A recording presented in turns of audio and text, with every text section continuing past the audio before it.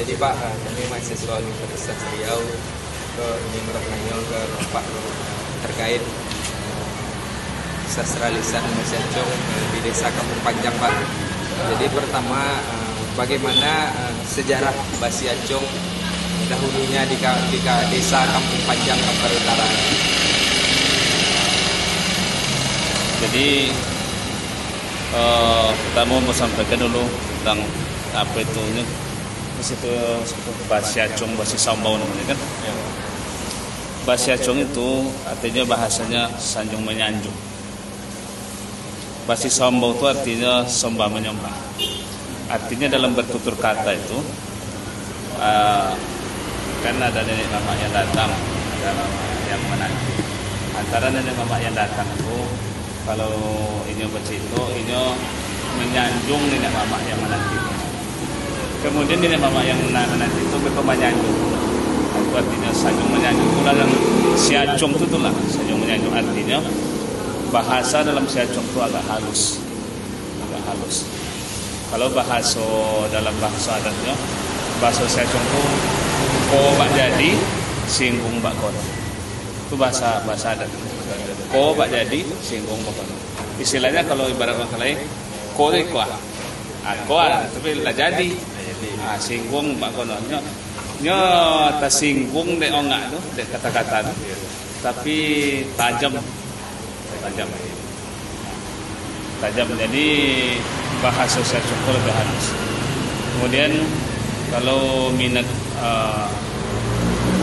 anak-anak muda di Desa Kampung Panjang, sebetulnya peminatnya banyak, cuma sekedar minat aja. Sebab ada yang suka mendengarkan si Acong, ada yang suka belajar si Acong. Cuma kebetulan di Kecamatan Kampar Utara ada namanya grup Sepantang Sepajatnya. Grup itu kebetulan ambo yang ketua grup Sepantang Sepajatnya itu kan. Grup Sepantang Sepajatnya itu gabungan dari desa-desa. Ada desa Kampung Panjang di dalamnya, ada desa Sendayan dalamnya, ada desa Nagawarali, dan ada desa Sawah. Jadi itu kumpulan dari anak-anak muda yang belajar Basi Acong bersama.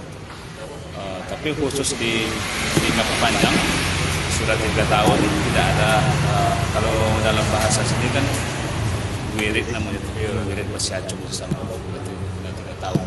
Kalau dulu tempat wirid itu di rumah ambo membuat tempat wirid istilahnya saling bertukar pikiran tentang kata-kata Acong, saling mempelajari makna dari kata-kata, kemudian mempelajari sistem bahasa. Di zaman yang serba digital sekarang Pak, menurut Bapak pelestarian Basi Acong ini mengalami tantangan? Sebetulnya kalau Basi Acong itu kan tak ada pengaruh dengan zaman digital. Sebab si Acong itu terpakainya ada bab-bab, misal dalam bab bertunangan itu sampernya tidak terlepas dari Basi Acong. Walaupun anak-anak muda sekarang melakukan prosesi tunangan itu, pinangan tunangan itu kan sudah modern kan, tapi si Acong tidak bisa tinggal. Sebab kalau acara di segera serba digital sekarang anak-anak melakukan prosesi tunangan itu dengan gaya sekarang, tapi dalam perundingan sebenarnya itu nenek mama tetap dengan bahasa si Acong. Nah, bahasa tunangan itu ada istilahnya kait nang basang kuitan, tali nang bantaman. Kalau saya terjemah kait nang basang kuitan itu semacam perjanjian. Kait nang basang kuitan. Tahu kait? Ada gini yang kait kan. Nah, itu ikatan sebenarnya. Tali nang bantangan itu artinya lamanya orang bertunangan. Itu bahasa si Acong. Kait nang basang kuitan, berapa lama ikatan ini? Tali bantangan itulah berapa lama, kapan waktunya pernikahan dari tunangan itu sampai kan itu dalam bahasa adatnya tali yang bantangan. Jadi mulai dari acara tunangan, mulai dari acara makan-makan, kalau ada acara di kampung tidak terlepas pada si Acong. Walaupun zaman sudah digital, tapi yang tradisi itu kalau di kampung-kampung ini belum bisa ditinggalkan. Karena kalau orang sini bilang kalau tidak pakai bahasa si Acong, bahasa kasarnya ayam aja kalau makan kita panggil. Kita mau kasih makan ayam tetap kita panggil, apalagi ini makan tetap kita sampaikan sama nenek mama. Orang Limbago tuh orang yang datang ke tempat macam saya kan orang Bago di Kampung Panjang ini, saya tetap menyampaikan dan cara makan itu sama nenek mama. Kalau istilahnya itulah istilah ulu jambau. Kemudian ada acara di pesta pernikahan anak-anak. Waktu mengantarkan, kalau sini kan laki-laki ke rumah perempuan, berbeda dengan adat Jawa. Kalau adat Jawa kan perempuan ke rumah laki-laki. Kalau orang Ocu ini laki-laki yang ke rumah perempuan. Jadi mengantarkan laki-laki ke rumah perempuan itu tetap pakai secok, nggak bisa ditinggalkan. Kalau kita tinggalkan, orang sini akan bilang tak ada adat keluarga itu. Orang sini kan bilang tak ada adat keluarga. Ada beradat.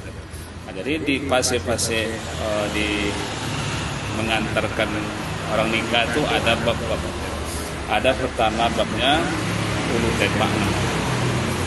Ulu tepak itu, di dalam tepak itu ada kausiri, ada pinang, ada gambir, ada soda, ada tembakau.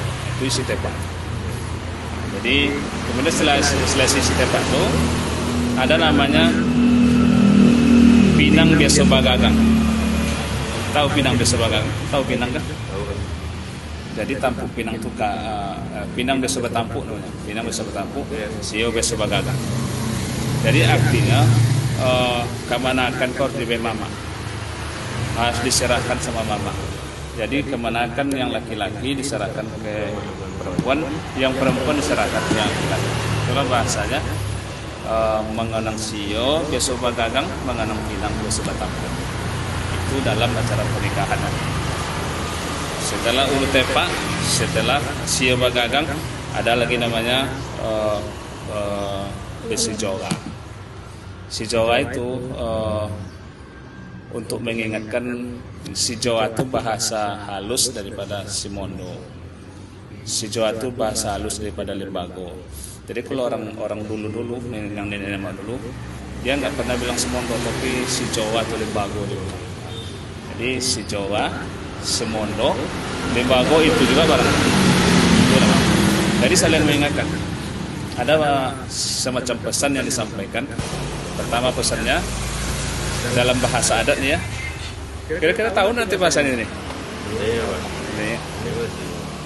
Jadi bahasa adatnya, kok tinggi si kawiao kan dilangkai, kok onda si bilang-bilang kan disuati. Artinya sekalipun kita yang laki-laki lebih, misal kalian adik-beradik nih, kan? Jadi ini istri saya misalkan, tapi umur saya lebih tua daripada kamu, kan abangnya misalnya. Tapi karena istri saya adikmu, saya tetap panggil abang. Itu bahasanya. Kok tinggi banu si kawayo, walaupun tua, walaupun kita punya gelar, tapi adiknya istri kita tetap panggil dengan sapaan abang. Begitu juga sebaliknya. Kok anda si bilang-bilang kan isu, misal saya umur saya lebih rendah daripada misalnya, tapi ini kakaknya, dan kamu tetap panggil abang sama saya. Nah, itu kebalikan bahasa itu.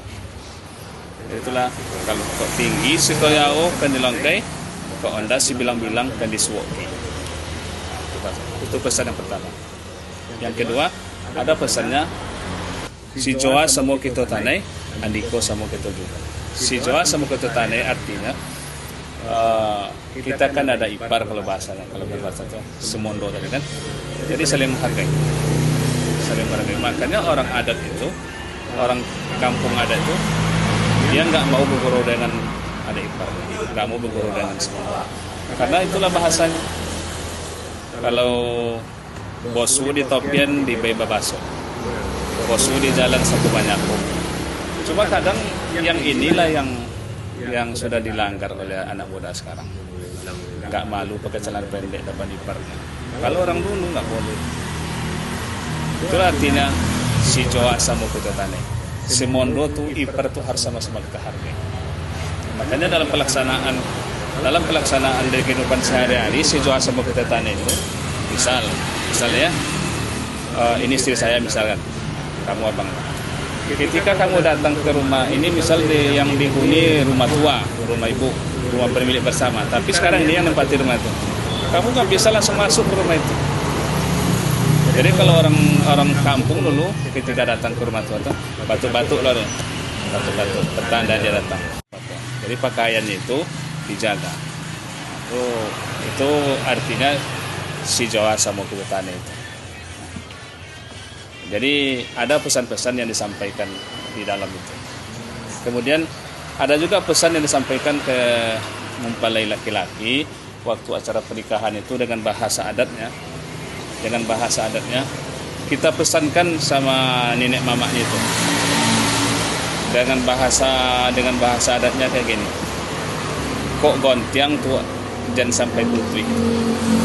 Kok badawa jangan sekali patah. Tahu maksudnya itu? Kok gontiang dan ada tali benang tuh apa putus apanya tuh tinggal mungkin berfolek jangan sampai putus. Kok badawa jas kelihatan misal kayu badawa jangan langsung patah. Artinya apa? Kalau bertengkar pun orang ini janganlah sampai cerai orang tuh. Jangan sampai cerai orang tuh. Itu bahasa adatnya. Sudah 3 tahun belakangan ini tidak ada wirid lagi di sini kan Pak? Di Kampung Panjang sudah dialihkan ke Desa Sawah. Jadi kan tujuan kami ini Pak di sini ingin membangkitkan hal itulah Pak. Jadi menurut Bapak apa sih Pak tantangan kenapa itu bisa dialihkan ke sawah? Yang pertama anak-anak muda sekarang ini minat untuk belajar Seacong itu udah nggak ada lagi sebenarnya. Yang ada mungkin umur 40-an ke atas. 40-an ke atas. Itu pun karena belajar Seacong itu sampai malam waktunya, sampai jam 12 malam. Di situ pula kadang-kadang orang-orang yang berusia itu nggak mau begadang.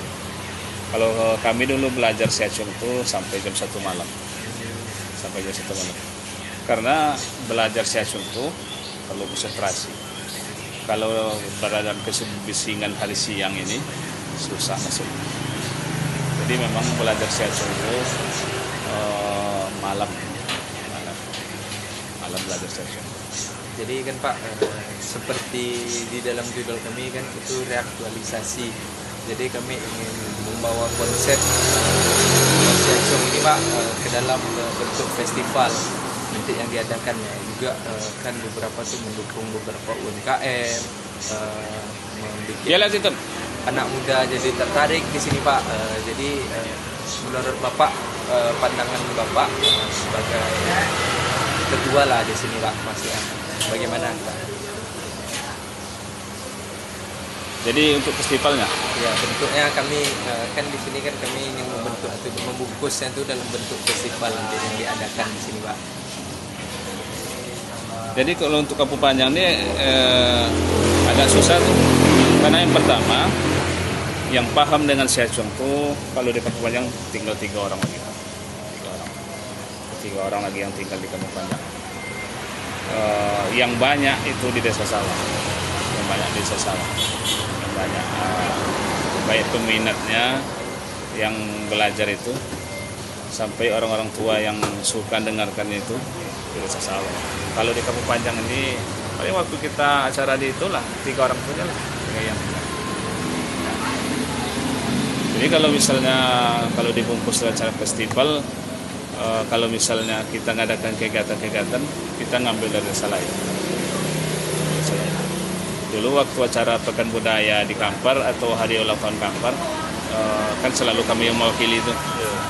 Saya selalu memakai sebagian dari Naga Berali, sebagian dari Desa Sawah, sebagai saya di Kampung Panjang. Jadi yang tergabung dalam grup Sepantang Sepojoten itu saya ikut sertakan. Tapi kalau kita minta yang asli di Kampung Panjang, tinggal 3 orang lagi. Kalau untuk dengar-dengarkan kita ngomong Seacong tuh banyak orang itu, Pak, yang mau belajar tuh nggak berapa orang.